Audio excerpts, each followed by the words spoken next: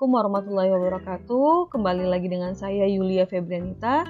Hari ini saya akan membagikan topik tentang pengendalian dalam manajemen keperawatan. Nah, di topik-topik sebelumnya kita sudah membahas tentang perencanaan, lalu pengorganisasian, pengarahan. Nah, kita sekarang akan membahas tentang pengendalian dalam manajemen keperawatan. Ya, mari kita simak. Nah, proses terakhir dari manajemen ini adalah pengendalian atau pengontrolan. Di sini dapat menurut Mocker. Nah, pengendalian itu dalam manajemen adalah suatu usaha yang sistematis untuk mendapatkan standar prestasi kerja agar sesuai dengan tujuan perencanaan untuk mendesain sistem umpan balik informasi untuk membandingkan prestasi yang sesungguhnya dengan standar yang telah ditetapkan, untuk menetapkan apakah ada deviasi dan untuk mengukur signifikansinya serta mengambil tindakan yang diperlukan untuk memastikan bahwa sumber daya itu digunakan dengan cara yang efektif dan efisien, seefisien mungkin. Ya. Nah, di sini ada prinsip pengawasan dan pengendalian. Yang pertama itu prinsipnya adalah pengawasan yang dilakukan oleh manajer keperawatan itu dapat dimengerti oleh staf dan hasilnya dapat diukur. Lalu, fungsi pengawasan itu merupakan kegiatan manajemen yang penting untuk meyakinkan proses mencapai tujuan organisasi itu tercapai dengan baik. Prinsip yang terakhir itu adalah standar untuk kerja. Standard of performance harus dijelaskan kepada semua staf pelaksana. Nah, kinerja staf ini dinilai oleh manajer sebagai bahan pertimbangan memberikan reward kepada mereka yang mampu bekerja profesional. Nah, itu dia prinsip dari pengawasan atau pengendalian. Selanjutnya, manfaat pengawasan. Nah, jadi ada beberapa manfaatnya, yaitu yang pertama dapat mengetahui kegiatan program yang sudah dilaksanakan oleh staf dalam kurun waktu tertentu. Yang kedua, dapat mengetahui adanya penyimpangan pada pemahaman staf yang melaksanakan tugas. Yang ketiga, dapat mengetahui apakah waktu dan sumber daya organisasi itu sudah digunakan dengan tepat dan efisien. Dapat mengetahui faktor penyebab terjadinya penyimpangan. Yang kelima, dapat mengetahui staf yang perlu diberikan penghargaan atau reward. Nah, itu dia manfaat dari pengawasan, karena penting yang namanya reward. Nah, jika kita tidak melakukan yang namanya pengendalian, tentunya kita nggak tahu ternyata ada nih karyawan yang benar-benar sudah melaksanakan tugasnya dengan sangat baik dan luar biasa yang perlu diberikan sebuah penghargaan seperti itu. Nah, bagaimana karakteristik pengendalian yang baik itu? Di sini bisa kita lihat, yang pertama itu dia menggambarkan kegiatan yang sebenarnya. Nah, lalu dia melaporkan kesalahan dengan tepat. Jadi dari hasil pengawasan atau pengendalian, dia akan menemukan kesalahan-kesalahan yang tepat. Dia lebih berpandangan ke depan dan menunjukkan kesalahan pada hal-hal yang kritis dan penting. Nah, ditunjukkan kesalahan itu karena ada sesuatu yang memang urgent atau kritis dan sangat penting. Bersifat objektif. Nah, walaupun itu teman atau siapapun, saat kita awasi kita harus objektif dan dia seperti itu. Dan bersifat fleksibel. Dan dia menggambarkan pola kegiatan organisasi dan bersifat ekonomis, bersifat mudah dimengerti dan menunjukkan kegiatan perbaikan. Nah, dengan adanya pengendalian diharapkan nanti akan adanya perbaikan-perbaikan dalam suatu organisasi. Oke, itu dia karakteristik pengendalian yang baik. Nah, Apa saja langkah-langkah pengendalian atau pengontrolan ini supaya kegiatan pengendalian atau pengontrolan ini dapat berjalan secara efektif? Seorang manajer itu harus memperhatikan langkah-langkah pengendalian ini.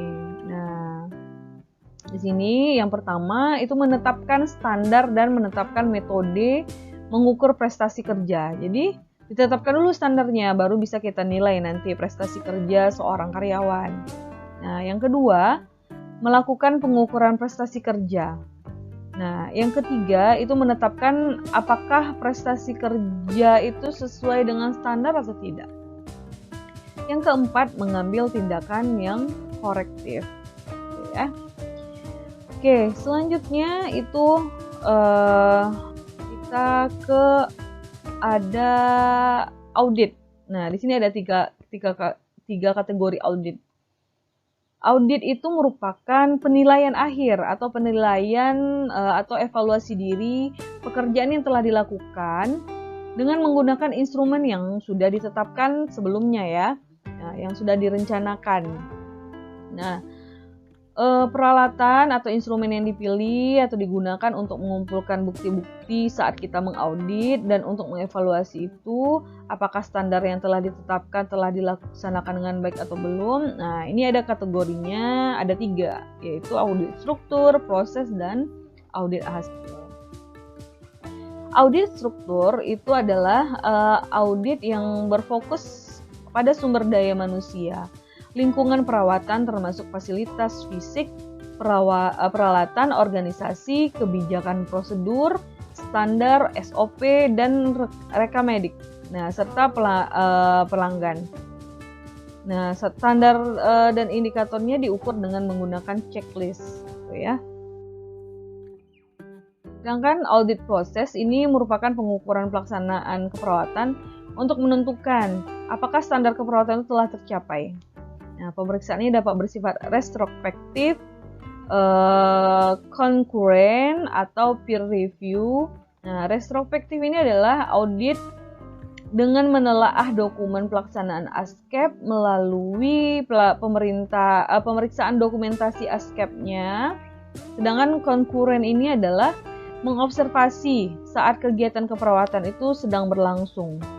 Sedangkan peer review adalah umpan balik sesama anggota tim terhadap pelaksanaan kegiatan. Bagaimana pula dengan audit hasil? Nah, di audit hasil ini adalah audit produk kerja yang dapat berupa kondisi pasien, kondisi SDM, atau indikator mutu. Nah, kondisi pasien dapat berupa keberhasilan pasien dan kepuasan pasien. Nah, kondisi sumber daya manusia itu dapat berupa efektivitas dan efisiensi serta kepuasan.